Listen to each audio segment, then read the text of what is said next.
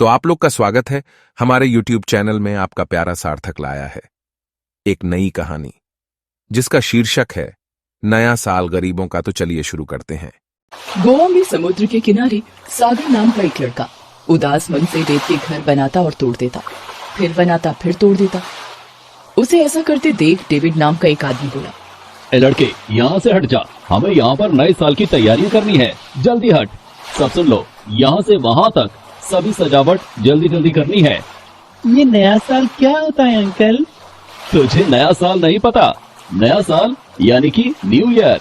कल रात हम नए साल में प्रवेश करेंगे और नए साल का जश्न मनाएंगे। अच्छा, फिर तो बहुत मजा आता होगा नए साल के जश्न में। अंकल, नए साल में प्रवेश करेंगे? मैंने तो कभी भी नया साल नहीं मनाया, क्या मैं भी आपके साथ नए साल का जश्न मना सकता हूँ? गरीब बेसहारा दिखाई पड़ता है, अपने पास ही रोक लेता हूँ, मेरी मदद भी हो जाएगी और नए साल का जश्न भी देख लेगा तो मेरा क्या जाएगा। देख, ये हो सकता है कि मैं तुझे नए साल का जश्न देखने की इजाजत दे दूं, पर मेरी एक शर्त है, बदले में तू सारे झूठे बर्तन साफ करेगा और पूरी पार्टी खत्म होने के बाद झूठे बर्तन और क्रॉकरी उठाकर लाने की जिम्मेदारी तेरी होगी। ठीक है अंकल, मुझे मंजूर है, मैं सारा काम कर दूंगा। सागर देखता है समुद्र के किनारे पर छोटी छोटी सुंदर सी सजावट वाली झोपड़ियां तैयार हो रही हैं। रात के वक्त वहाँ लोग अपने अपने परिवारों के साथ आना शुरू हो गए हैं। सबने नए नए कपड़े पहने हैं। लाइट, रोशनी, संगीत, खाना पीना, डांस, शोरगुल में सब मस्ती कर रहे हैं। ये देखकर सागर सोचता है, सब लोग कितने सुंदर लग रहे हैं, सबने नए नए कपड़े पहने हैं। अगर ये सब नए कपड़े पहन सकते हैं तो मैं क्यों नहीं पहन सकता? सागर, तुझे यहाँ काम पर रखा है ना, चल देख लेना नए साल की पार्टी। और कुछ देर में जब सब लोग चले जाएंगे, सारे झूठे बर्तन उठाकर ले आना और अच्छे से धोना, नहीं तो भगा दूंगा यहाँ से।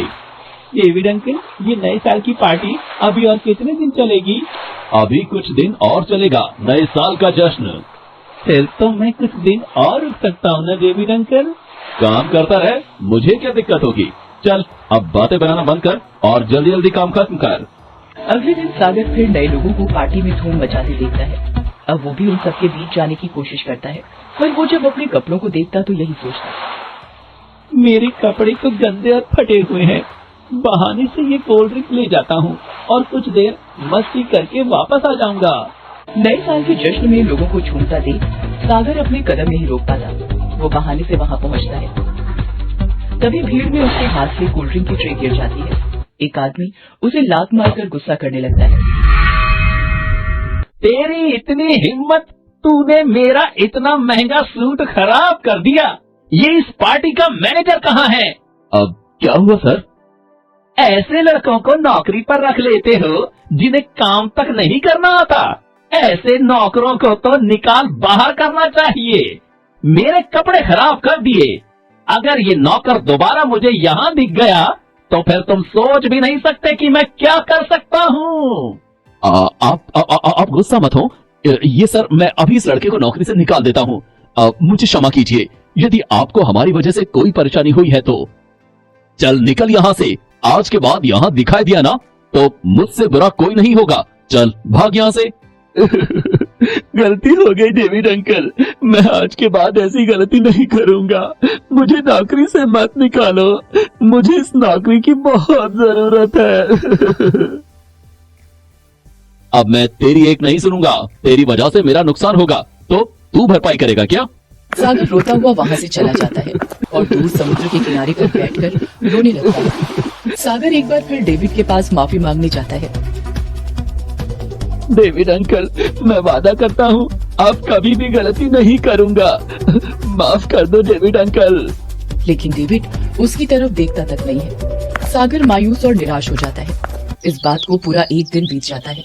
काश मैं उस पार्टी में शामिल ही ना होता। मुझे नया साल मनाने का कोई हक नहीं है। मेरे पास पैसे भी नहीं है, नए कपड़े भी नहीं है। मुझे माँ बाबा को छोड़कर नहीं आना चाहिए था। सागर बेटा, आज ये दाल चावल खा ले, कल मैं तेरे लिए कोई अच्छी सब्जी बना दूंगी। माँ, तुम मुझे रोजाना झूठ बोलकर ये दाल चावल खिला देती हो।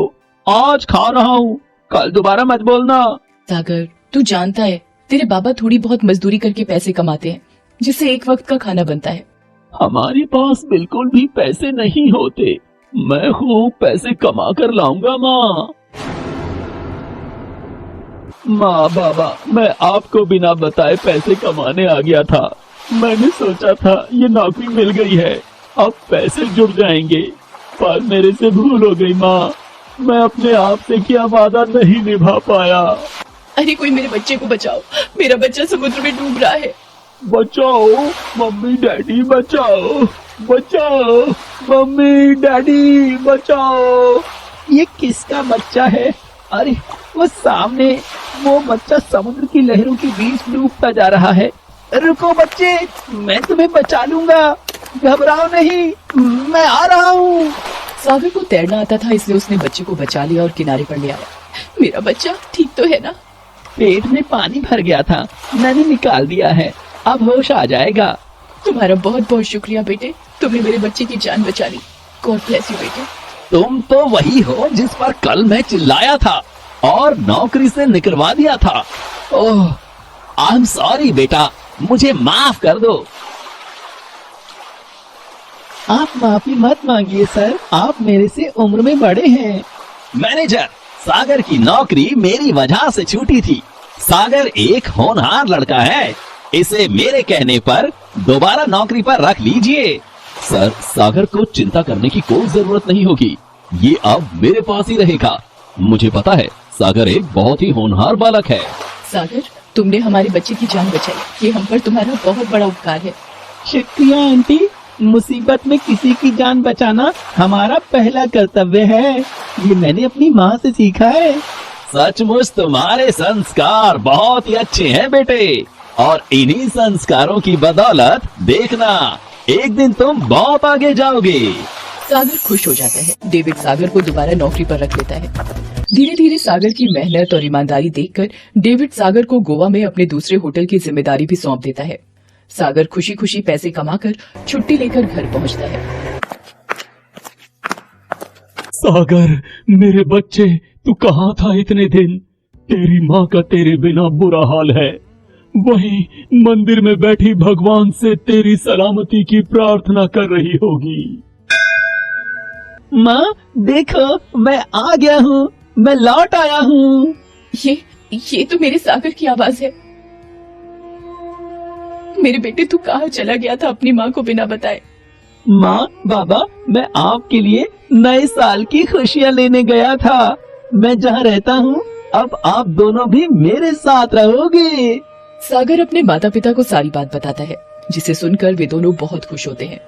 उस दिन सचमुच सागर अपने माता पिता के लिए नए साल की खुशियां ढूंढ कर ले आया था।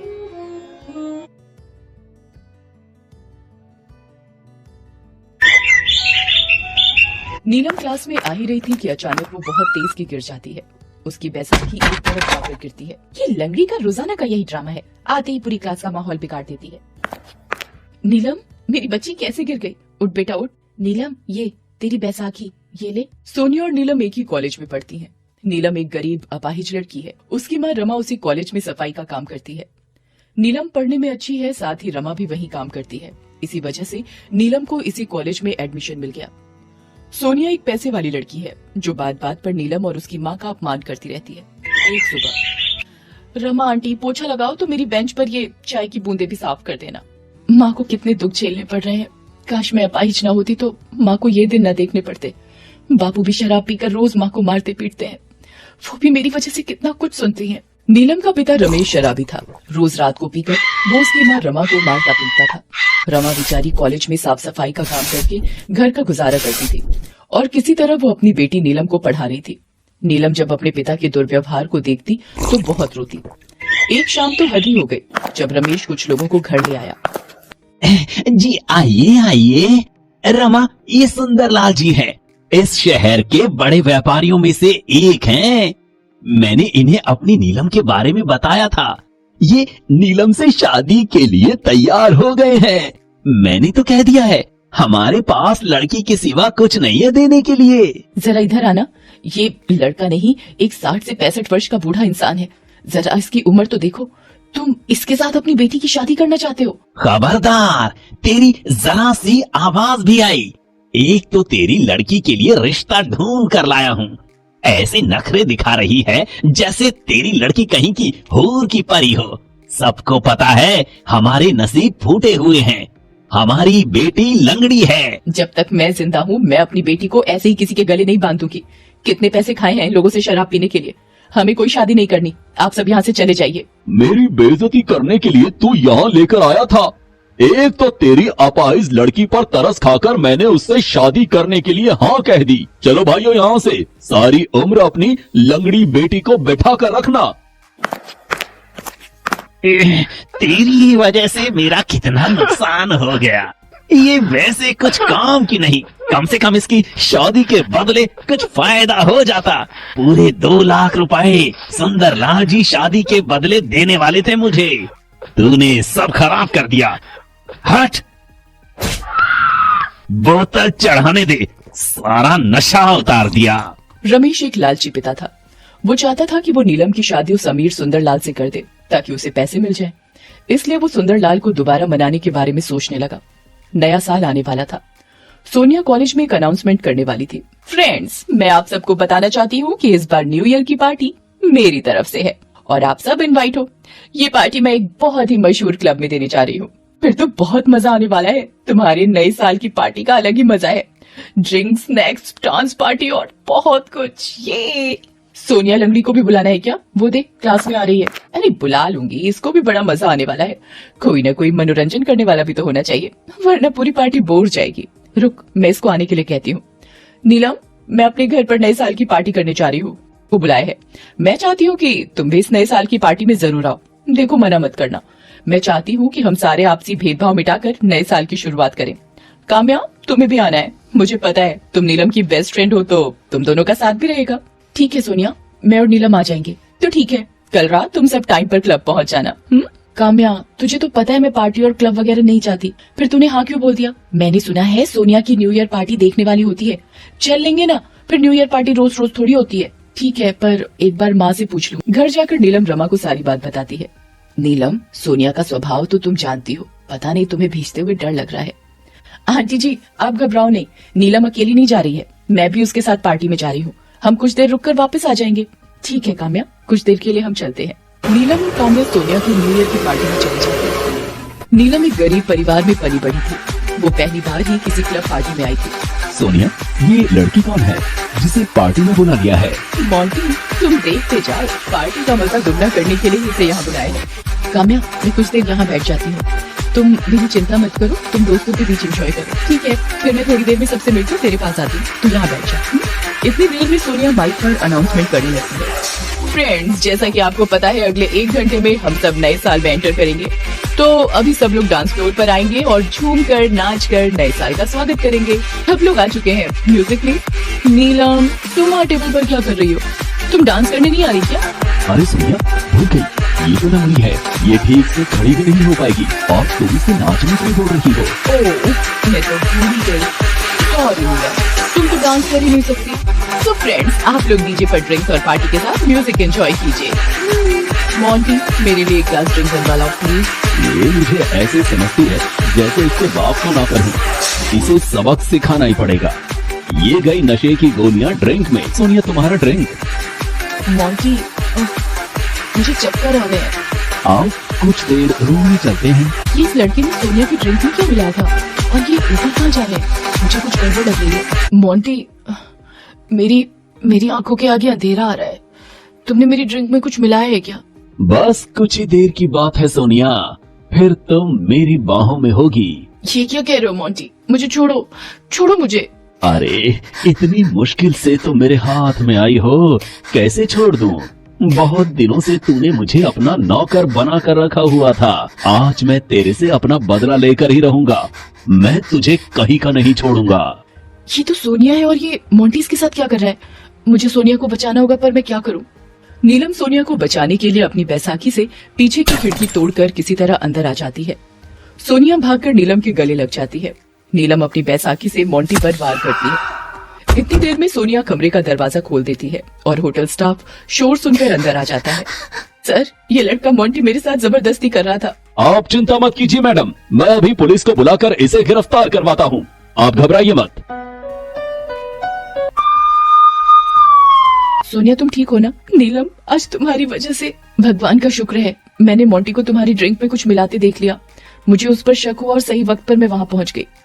वैसे नया साल मुबारक हो सोनिया, 12 बज गए हैं। तुम्हें भी नया साल मुबारक हो नीलम। मैंने तुम्हारा हमेशा अपमान किया, मुझे माफ कर देना। सोनिया, पिछली सारी बातें भुलाकर अब नए साल में नई खुशियों का स्वागत करो। अगले दिन सोनिया नीलम को लेने उसके घर जाती है। नए साल का पहला दिन है। मैं सोच रही हूँ नीलम ने मेरी बहुत सहायता की है, उसे आज साथ में कॉलेज लेकर जाऊंगी। अरे, ये तो पापा की गाड़ी है।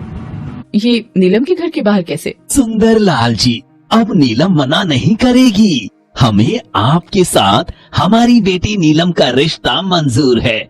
आप सगाई की अंगूठी नीलम को पहना दीजिए। पापा शादी करने वाले हैं, वो भी मेरी सहेली नीलम के साथ? पापा, आपको शर्म आनी चाहिए, अपनी बेटी की उम्र की लड़की के साथ। छी छी पापा। नीलम, मेरे होते हुए अब तुम अपाहिज नहीं रहोगी। मैं तुम्हारे पैरों का इलाज करवाऊंगी। और पापा, आप यहाँ से चले जाओ तो ही अच्छा है। और आप नीलम के पिता होकर अपनी ही बेटी की पैसों के लिए किसी के साथ भी शादी कर रहे हो, शर्म आनी चाहिए आपको भी। सोनिया, मुझे ये शादी नहीं करनी। मुझे पढ़ाई करके नौकरी करनी है ताकि अपनी माँ की देखभाल कर सकूं। नीलम सोनिया के गले लगकर रोने लगती है। कुछ दिनों बाद सोनिया एक अच्छे डॉक्टर से नीलम के पैरों का इलाज करवाती है। नीलम के पैर ठीक हो जाते हैं और वो अपने पैरों पर खड़ी होकर चलने लगती है, मानो सोनिया ने उसे नए साल का सबसे बेहतरीन तोहफा दिया हो। सोनिया बिटिया, आज मैं बहुत खुश हूँ। मेरी बच्ची फिर से चलने लगी है और ये सब तुम्हारे कारण हुआ है बिटिया। सोनिया, आज तुमने मेरी जिंदगी में बहुत बड़ा उपकार किया है। मेरे पैर ठीक हो गए। अब मैं एक अच्छी नौकरी करके अपना और अपनी माँ का ध्यान रख सकती हूँ। सोनिया की वजह से नीलम के पैर ठीक हो गए और कॉलेज की पढ़ाई के साथ साथ वो एक अच्छी नौकरी पर लग गई। रमेश और सुंदरलाल अपने किए पर बहुत शर्मिंदा थे, पर शायद अपनी अपनी बेटियों से माफी मांगने के लिए उनके पास हिम्मत ही नहीं बची थी। सो दोस्तों, आज की कहानी हुई समाप्त। लाइक एंड सब्सक्राइब करना ना भूले। फिर आता हूं एक नई कहानी के साथ। तब तक के लिए अलविदा।